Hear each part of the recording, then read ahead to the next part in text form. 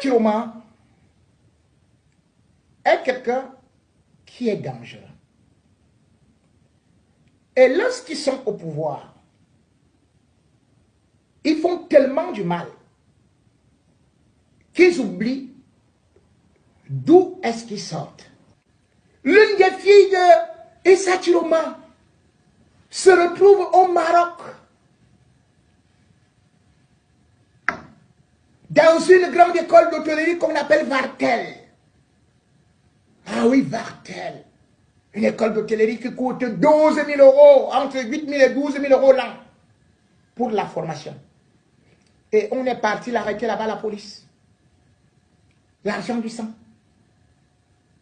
C'est-à-dire que elle était avec la fille de Bokam. La fille de Bokam, également, qui fait aussi des études là-bas, elles sont là-bas depuis 3 ans. Elles organisent chaque semaine ce qu'ils appellent les shillings. On boit du champagne, on s'amuse, on fait ceci, on balance de l'argent comme ça. Et le copain lui aussi, il est parti voir dans la chambre. Là, on fait des partout, c'est partout et tout, ces filles-là. Et on est parti découvrir 250 000 € comme ça. J'étais partout sur le lit.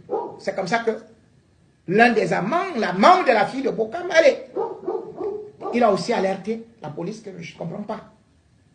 On est venu, on les a arrêtés. On est parti avec eux.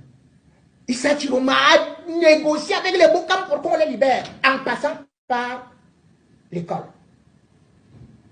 Parce que comme au Maroc, bien évidemment, l'économie est beaucoup basée non seulement sur le tourisme, mais aussi sur des écoles de formation. Mais n'oubliez pas que Issa Chiroma est ministre de la formation professionnelle. On te nomme ministre de la formation professionnelle. Il dit qu'il forme les hôteliers. Il dit qu'il forme les métallurgistes. Il dit qu'il va mettre... C'est ce qu'il a déclaré hein, depuis 2019. Mais sa propre fille, lui, il envoie sa fille où? Au Maroc, à Vartel. Et elle s'amuse là-bas avec des gold cards. Ces gold cards-là ont été récupérées. Les filles disent que non, elles ont pris. Donc, on prend même les gold cards. Issa Chiroma, elle ne sait même pas qu'on est en train de retirer de l'argent dans son compte. Tellement il y en a des milliards et tout. La politique au Cameroun, quand ils disent qu'ils sont des opposants, des gens comme les Issa Chiroma aujourd'hui, personne ne peut savoir que voilà quelqu'un qui a été ministre des Transports. Dès qu'on l'a enlevé du gouvernement, qu'est-ce qu'il a fait? Issa Chiroma a repris les pancartes 2 ans après, puisqu'il n'avait plus à manger. Il portait déjà les chaussettes rouges, avec une chaussure trouée, qui était inclinée. Parce qu'il partait dans des ministères pour demander à ses anciens collègues que, pardon, donnez-moi aussi à manger. On lui donnait seulement quelques bons de carburant. On lui dit, il faut seulement vraiment supplier, il faut insulter les gens de l'opposition et tout et tout.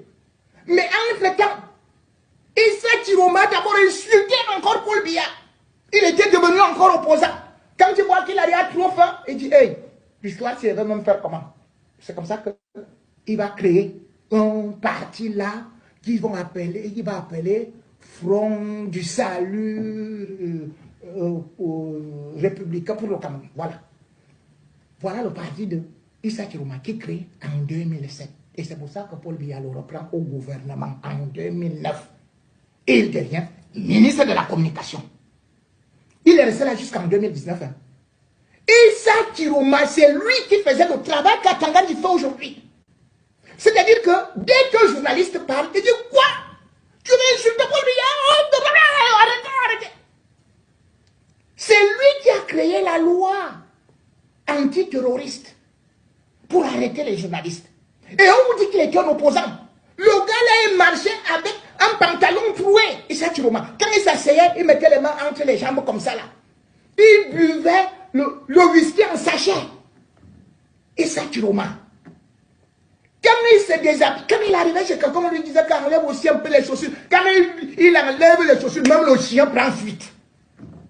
Voilà Issa Chiroma là qui est multimilliardaire.